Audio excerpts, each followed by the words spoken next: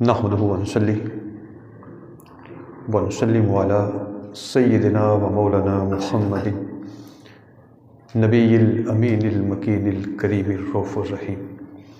أما بعد، فأعوذ بالله من الشيطان الرجيم. بسم الله الرحمن الرحيم. وأما من خاف مقام ربه ونهى النفس عن الهوى فإن الجنة هي المأوى. صدق الله مولانا العظيم. اللهم صل على سيدنا مولانا محمد وعلى آله وصحبه وبارك وسلم. مولاي صل وسلم دائما أبدا على حبيبك خير الخلق كلهم محمد سید الکونین والثقلین والفریقین من عرب ومن عجم. حاضرین گرامی، اللہ تبارک و تعالیٰ کا فضل و احسان ہے کہ اس نے ہمیں اپنے حبیب مکرم صلی اللہ علیہ وآلہ وسلم کی امت میں پیدا فرمایا اور حضور نبی رحمت صلی اللہ علیہ وآلہ وسلم کے تصدق سے ہمارے لیے بے شمار آسانیاں فرمائیں، بے شمار رحمتیں اور برکتیں عطا فرمائیں. آج کے اس جمعۃ المبارک میں ہم انشاءاللہ اللہ کے خوف پر بات کریں گے. اللہ کا خوف ہر نیکی کی بنیاد ہے اور نبی صلی اللہ علیہ وسلم نے اسے چوٹی کی دانائی قرار دیا، یعنی اعلیٰ درجے کی دانائی. اللہ کے خوف کے بغیر نہ تو علم والا یعنی عالم ہی کامیاب ہو سکتا ہے اور نہ عبادت کرنے والا زاہد ہی کامیاب ہو سکتا ہے. یعنی اللہ کا خوف اگر دل میں نہ ہو تو پھر انسان اور جو مرضی کرتا پھرے، یعنی علم حاصل کر لے، عبادت کرے، مخلوق خدا کی خدمت کرے، تو اس کے اندر وہ خلوص نہیں ہو سکتا، وہ اللہ تبارک و تعالیٰ کی قربت کی اور اللہ کی رضا کی اور خوشنودی کی چاہت نہیں ہو سکتی. اس لیے اللہ کا خوف بہت ضروری ہے. یہی وجہ ہے کہ قرآن مجید فرقان حمید میں اللہ تبارک و تعالیٰ نے بہت سے مقامات پر واتقوا اللہ اور اللہ سے ڈرو، کئی مقامات پر اللہ تعالیٰ نے یہ الفاظ استعمال فرمائے کہ اللہ سے ڈرو. یعنی انسان جب اللہ سے ڈرنے والا بن جاتا ہے تو پھر وہ دنیا میں کسی بھی قسم کا ظلم کرنے سے باز آ جاتا ہے، ظلم نہیں کرتا، زیادتی نہیں کرتا. اور اگر اللہ کا خوف نہ ہو تو پھر انسان گناہ کرنے سے ہچکچاتا نہیں، شرماتا نہیں. تو یہ اللہ کا خوف ہے جو انسان کو سیدھی راہ دکھاتا ہے اور سیدھی راہ پہ چلاتا ہے. تو اس لیے آج کے اس جمعۃ المبارک میں ہم انشاءاللہ امام غزالی کی مکاشفۃ القلوب کی روشنی میں اللہ کے خوف کو بیان کریں گے. آپ فرماتے ہیں کہ حضرت ابو لیث سمرقندی رحمۃ اللہ علیہ کہتے ہیں کہ 7ویں آسمان میں اللہ کے ایسے فرشتے ہیں جنہیں اللہ تعالیٰ نے جب سے پیدا کیا ہے وہ سجدے کی حالت میں، جب سے پیدا کیا وہ مسلسل سجدہ ریز ہیں اور اللہ تعالیٰ کے عذاب سے انتہائی خوف زدہ ڈرتے رہتے ہیں. جب وہ قیامت کے دن سجدے سے سر اٹھائیں گے تو عرض کریں گے سبحانک ما عبدناک حق عبادتک، اے اللہ تو پاک ہے، ہم تیری عبادت جیسا کرنے کا حق تھا نہیں کر سکے، تیری عبادت کا حق ادا نہیں کر سکے. یعنی اس قدر اللہ تبارک و تعالیٰ کا خوف ان پر ہوگا.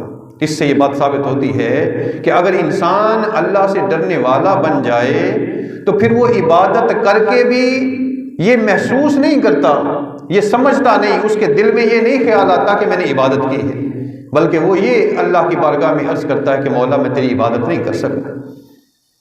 پھر اسی طرح اللہ تبارک و تعالیٰ کا فرمان ہے سورہ النحل میں یخافون ربہم من فوقہم ویفعلون ما یؤمرون، وہ فرشتے اپنے رب سے بہت ڈرتے رہتے ہیں اور جو انہیں حکم دیا جاتا ہے وہی کرتے ہیں.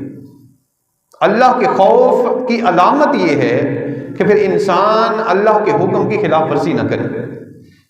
اگر کوئی بندہ کہے میں اللہ سے بڑا ڈرتا ہوں لیکن اللہ کے حکم پر عمل نہ کرے اور جس بات سے اللہ نے منع کیا ہے اس سے باز نہ آئے تو وہ کیسا خوف ہے؟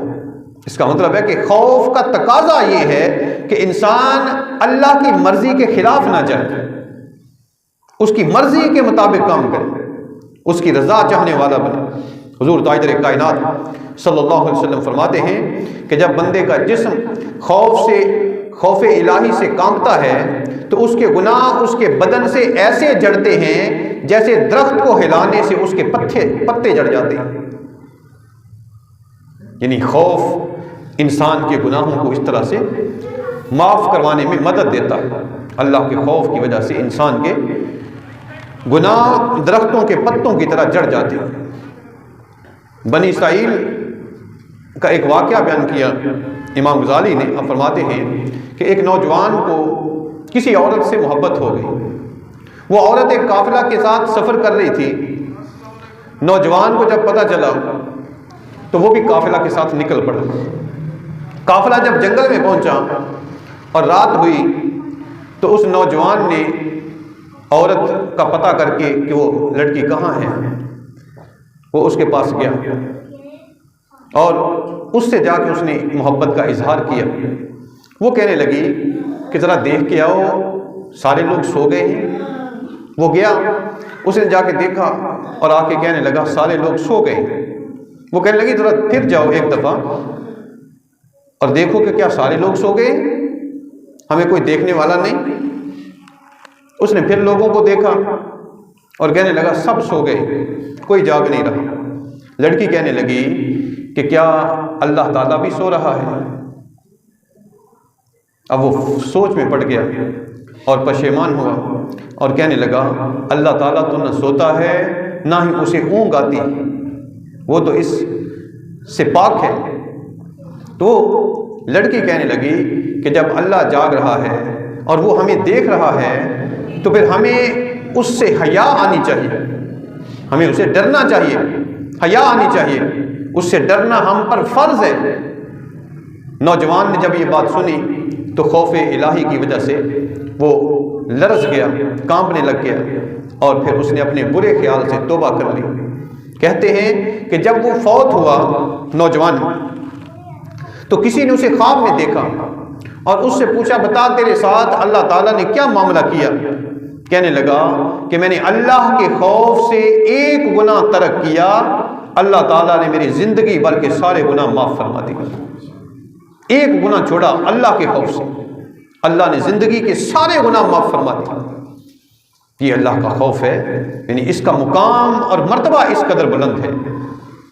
اور اسی طرح امام غزالی فرماتے ہیں کہ مجموع اللطائف میں ہے کہ بنی اسرائیل میں ایک عابد تھا، عبادت گزار بندہ، لیکن کسی وجہ سے ان پر سخت دن آ گئے، مشکل حالات ہو گئے اور ان کے اہل خانہ جو ہے وہ زیادہ ہونے کی وجہ سے وہ ان کو اسباب معیشت نہ پہنچا سکا، ان کی روزی روٹی کا بندوبست نہ کر سکا اور حالات بگڑ گئے۔ اور جب بہت پریشان ہوا تو اس نے اپنی بیوی سے کہا کہ جاؤ کسی سے کچھ مانگ کر لاؤ۔ بیوی نے اپنے ایک تاجر تھا اس کے پاس گئی اور تاجر سے جا کے اس نے اپنی حاجت بیان کی۔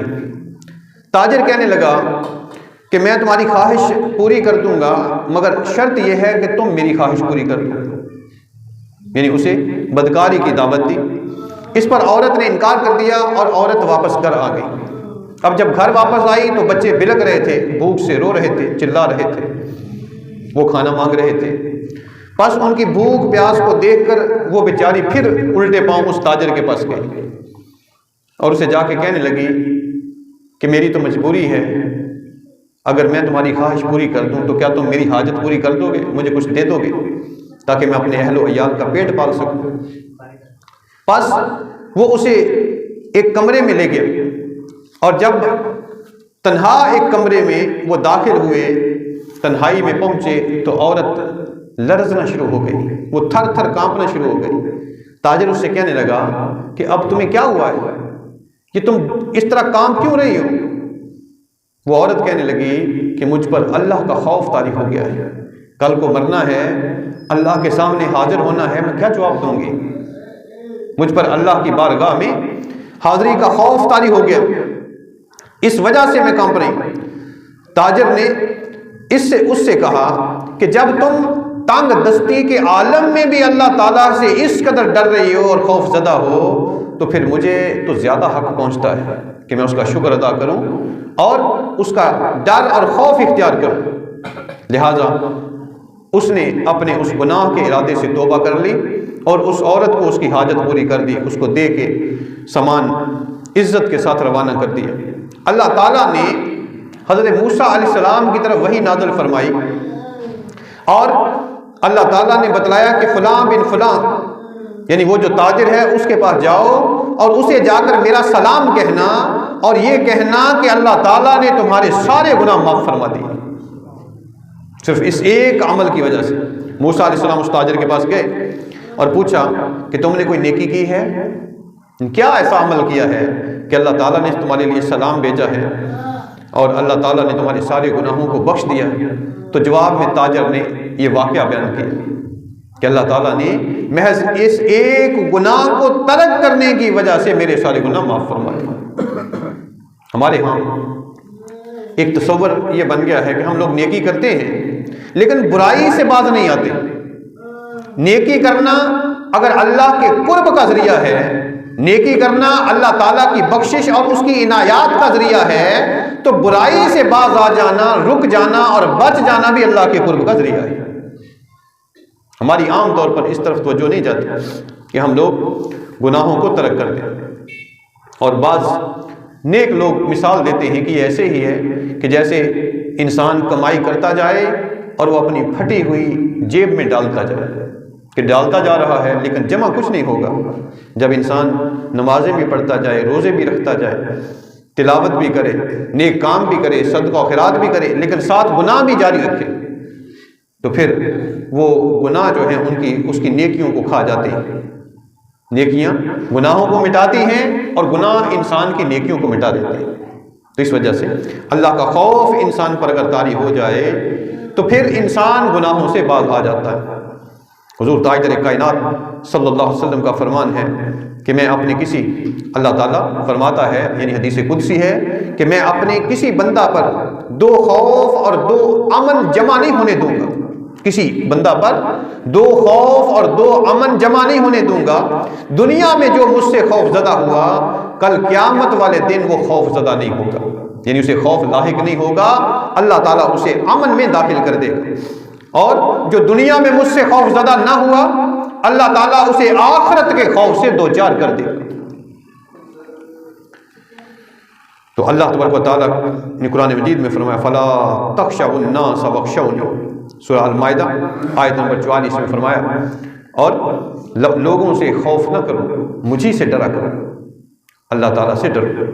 اور سورہ آل عمران میں اللہ تبارک و تعالیٰ نے فرمایا، یہ آیت نمبر 175 ہے، اللہ نے فرمایا فَلَا تَخَافُوهُمْ وَخَافُونِ إِن كُنتُم مُؤْمِنِينَ، ان لوگوں سے نہ ڈرو، یعنی یہ جو دنیا دار ہیں، لوگ ہیں، ان سے نہ ڈرو، وَخَافُونِ، اور مجھ سے ڈرو، ان کنتم مؤمنین، اگر تم ایمان والے ہو۔ مومن کی علامت یہ ہے کہ مومن اللہ سے ڈرتا ہے، لوگوں سے نہیں ڈرتا۔ دنیا کا کوئی بڑا سرمایہ دار، کوئی جگیردار، کوئی ڈاکو، کوئی چور، لٹیرا، کرپٹ انسان، وہ جتنا مرضی روب داب رکھتا ہو، وہ جتنا مرضی صاحب اختیار کیوں نہ ہو، مومن کی علامت یہ ہے کہ وہ فقط اللہ سے ڈرتا ہے، وہ خاطر میں نہیں لاتا۔ اور تمہارے فاروق رضی اللہ تعالیٰ عنہ کا خوف خدا یہ تھا کہ آپ جب قرآن کی کوئی آیت سنتے تو خوف خدا سے بے ہوش ہو جاتے۔ ایک دفعہ ایک تنکا ہاتھ میں اٹھایا اور آپ نے فرمایا کاش عمر ایک تنکا ہی ہوتا، اور فرماتے کاش عمر کوئی قابل ذکر چیز ہی نہ ہوتا کہ کل قیامت والے دن اللہ تعالیٰ کے حساب سے بچ جاتا۔ تمہارے فاروق رضی اللہ تعالیٰ کا خوف، اور آپ اللہ تعالیٰ کے خوف سے اس قدر روتے تھے کہ آپ کے چہرہ مبارک پر آنسوؤں کے مسلسل بہنے کی وجہ سے دونوں گالوں پر نشان بن گئے تھے، کالے نشان پڑ گئے تھے، اس قدر روتے تھے۔ اور بعض اوقات تو کئی دن کوئی آیت آپ عذاب والی سن لیتے تو آپ پر کئی دن بے ہوشی طاری رہتی، خوف طاری رہتا، اور بعض اوقات آپ کی عیادت کی جاتی، لوگ سمجھے یہ بیمار پڑ گئے، اس قدر خوف طاری ہوتا۔ حضور تاجدار کائنات صلی اللہ علیہ وسلم فرماتے ہیں کہ جو شخص خوف خدا سے روتا ہے وہ جہنم میں ہرگز داخل نہیں ہوگا، اسی طرح جیسے دودھ تھنوں میں واپس نہیں جا سکتا، جیسے دودھ نکل آئے تو تھن میں کبھی واپس نہیں جا سکتا، اسی طرح اللہ کے خوف سے رونے والا جہنم میں نہیں جا سکے گا۔ اتنا بڑا اجر۔ اور وقائع الاخبار میں ہے، وقائع الاخبار میں امام غزالی فرماتے ہیں کہ لکھا ہے کہ قیامت کے روز ایک شخص کو لایا جائے گا، جب اس کے اعمال کو تولا جائے گا تو برائیوں کا پلڑا بھاری ہو جائے گا، چنانچہ اسے جہنم میں ڈالنے کا حکم دیا جائے گا۔ جب فرشتے اس کو لے کے جا رہے ہوں گے تو اس کی پلکوں کا ایک بال اللہ کی بارگاہ میں عرض کرے گا کہ اے رب ذوالجلال، تیرے رسول صلی اللہ علیہ وسلم نے فرمایا تھا کہ جو اللہ کے خوف سے روتا ہے اللہ تعالیٰ اس پر جہنم کی آگ حرام کر دیتا ہے، تو اے اللہ میں تیرے خوف سے رویا تھا۔ پلکوں کا بال عرض کرے گا اللہ کی بات، میں تیرے خوف سے رویا تھا۔ اللہ تعالیٰ کی رحمت کو جوش آئے گا اور اس شخص کو ایک آنسو کے بدلے، یعنی ایک آنسو بہانے کی وجہ سے اللہ تبارک و تعالیٰ اس کی بخشش فرما دے گا۔ ایک آنسو بہانے کی وجہ سے جہنم سے بچا لیا جائے گا۔ اس وقت حضرت جبرائیل علیہ السلام پکاریں گے، یعنی صرف اس کو معافی نہیں دی جائے گی بلکہ اس کی معافی کا اعلان اللہ تعالیٰ پورے محشر میں فرمائے گا۔ حشر میں اللہ تعالیٰ کی طرف سے اعلان کیا جائے گا، حضرت جبرائیل امین پکاریں گے کہ فلاں بن فلاں کو ایک آنسو کی وجہ سے اللہ تبارک و تعالیٰ نے بخش دیا ہے۔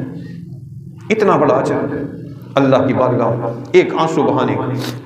اور ہدایہ میں ہے کہ قیامت کے دن جب جہنم کو لایا جائے گا تو اس سے خوفناک آوازیں نکلیں گی جس کے سبب لوگ اس پر گزرنے سے ڈریں گے، لوگوں پر خوف طاری ہو، جیسا کہ اللہ تبارک و تعالیٰ کا فرمان ہے سورہ الجاسیہ میں، وَتَرَىٰ كُلَّ أُمَّةٍ جَاثِيَةٍ كُلُّ أُمَّةٍ تُدْعَىٰ إِلَىٰ كِتَابِهَا۔ جب لوگ جہنم کے پاس آئیں گے تو اس سے سخت گرمی اور چنگاڑ کی آوازیں سنیں گے، اور عالم یہ ہوگا کہ اس کی یہ آوازیں 500 سال کی مسافت سے سنائی دیں گی۔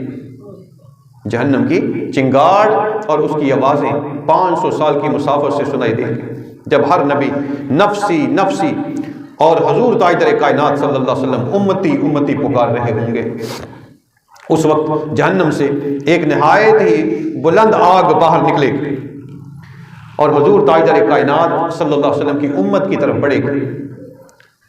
آپ کی امت اس سے بچنے کے لیے کہے گی، اے آگ، تجھے نمازیوں کی نمازوں کا صدقہ دینے والوں کا، روزہ داروں کا اور خوف خدا کا واسطہ، واپس چلی جاؤ، مگر آگ مسلسل بڑھتی چلی جائے گی۔ اس وقت جبرائیل امین یہ کہتے ہوئے کہ جہنم کی آگ امت محمد کی طرف بڑھ رہی ہے، آپ خدمت اقدس میں، آپ صلی اللہ علیہ وسلم کی خدمت اقدس میں عرض کریں گے کہ یا رسول اللہ صلی اللہ علیہ وسلم، جہنم کی آگ آپ کی امت کی طرف بڑھ رہی ہے، تو حضور اقدس صلی اللہ علیہ وسلم انہیں پانی کا ایک پیالہ دیں گے جس میں پانی ہوگا ظاہراً، اور وہ عرض کریں گے حضور کی بارگاہ میں، یا رسول اللہ صلی اللہ علیہ وسلم اس پانی سے آگ پر چھینٹے مارے۔ پس وہ آگ پر چھینٹے مارے جائیں گے تو جہنم کی آگ رک جائے گی، جہنم کی آگ رک جائے گی۔ پھر پوچھا جائے گا کہ اس پانی میں آخر ایسی کیا بات تھی کہ اس پانی کی وجہ سے جہنم کی آگ جو ہے وہ ٹھنڈی پڑ گئی اور واپس چلی گئی اور رک گئی آگے بڑھنے سے؟ تو حضرت جبرائیل امین عرض کریں گے، یا رسول اللہ صلی اللہ علیہ وسلم، یہ جو پانی تھا یہ آپ کی امت کے گناہ گاروں کے آنسو تھے، آپ کی امت کے گناہ گاروں کے آنسو تھے جو جمع کیے گئے تھے۔ اللہ تبارک و تعالیٰ نے ان آنسوؤں کے صدقے سے جہنم کی آگ کو روک دیا ہے۔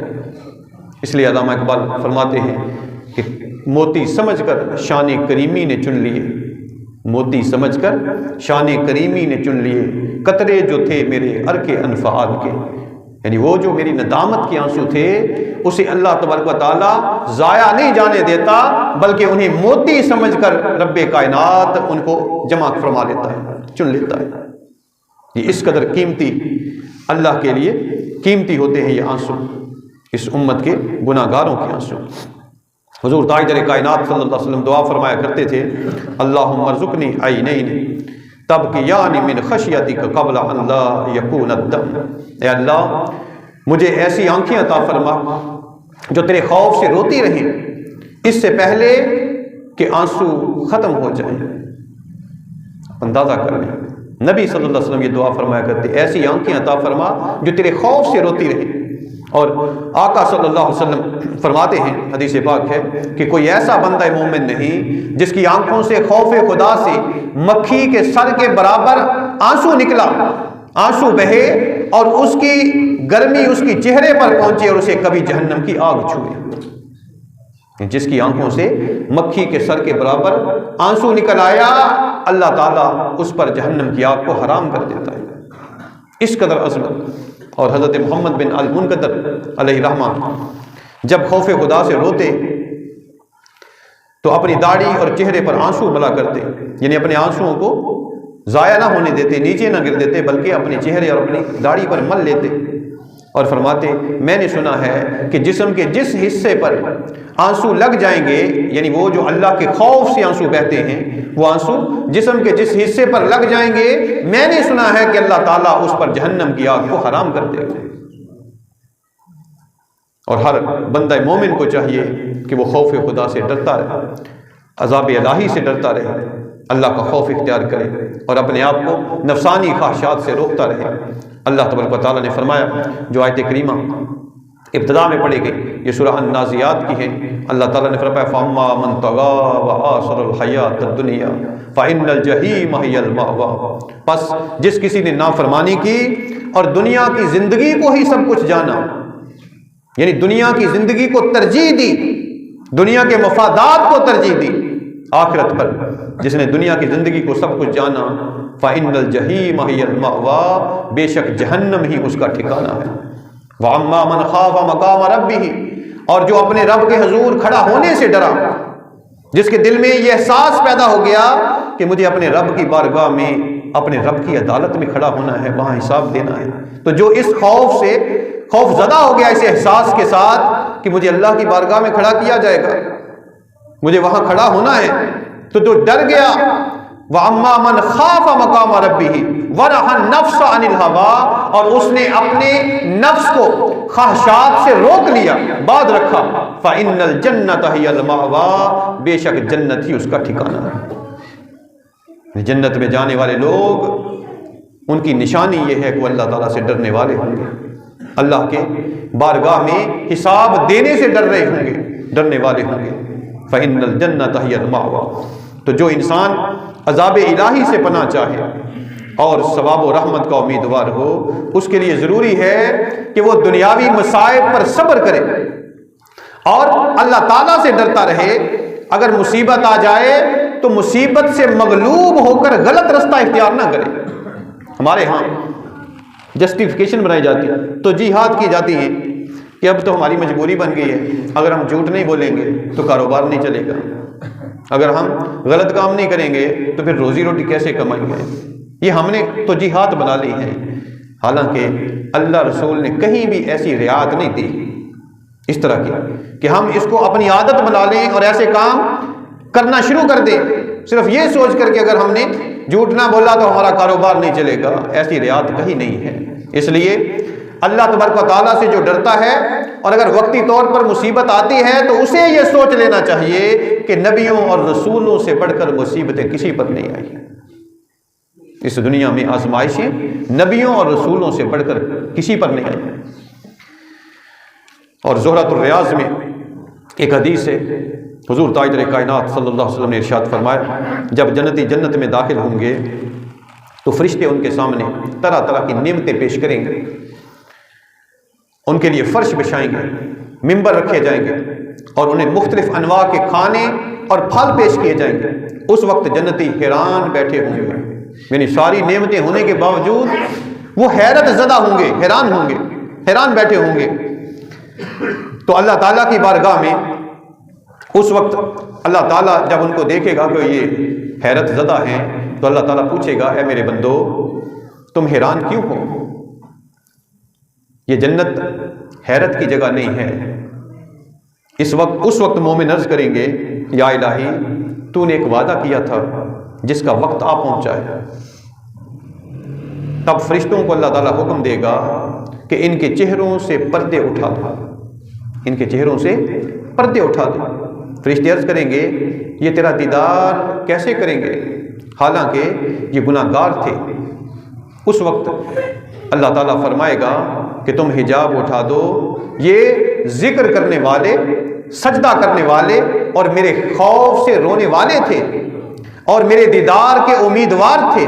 اس وقت پردے اٹھا دیے جائیں گے اور جنتی اللہ تعالیٰ کا دیدار کرتے ہی اللہ تعالیٰ کی بارگاہ میں سجدہ ریز ہو جائیں گے، سجدے میں گر پڑیں گے۔ اللہ تعالیٰ فرمائے گا سر اٹھا لو، یہ جنت دار عمل نہیں ہے، یہ جنت دار عمل نہیں ہے، عمل کی جگہ دنیا تھی، یہ جنت دار عمل نہیں ہے، یہ دار جزا ہے۔ اور وہ اپنے رب کو بے تکلف دیکھیں گے، یعنی کوئی رکاوٹ نہیں ہوگی، کوئی رکاوٹ، کوئی پردہ نہیں ہوگا۔ اللہ تبارک و تعالیٰ سارے پردے ہٹا کر اہل جنت کو اپنا دیدار عطا فرمائے گا۔ تو رب فرمائے گا اے میرے بندو تم پر سلامتی ہو، میں تم سے راضی ہوں، کیا تم مجھ سے راضی ہو؟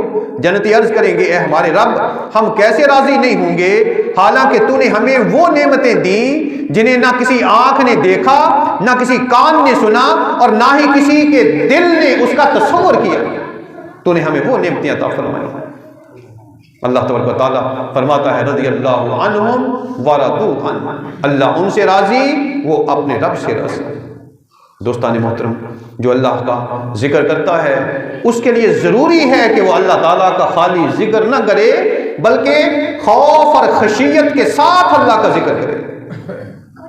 شیخ عبد القادر جیلانی علیہ رحمہ فرماتے ہیں کہ میں نے اللہ کی بارگاہ میں عرض کیا مولا میں تجھے کیسے تلاش کروں، میں تجھے کہاں تلاش کروں؟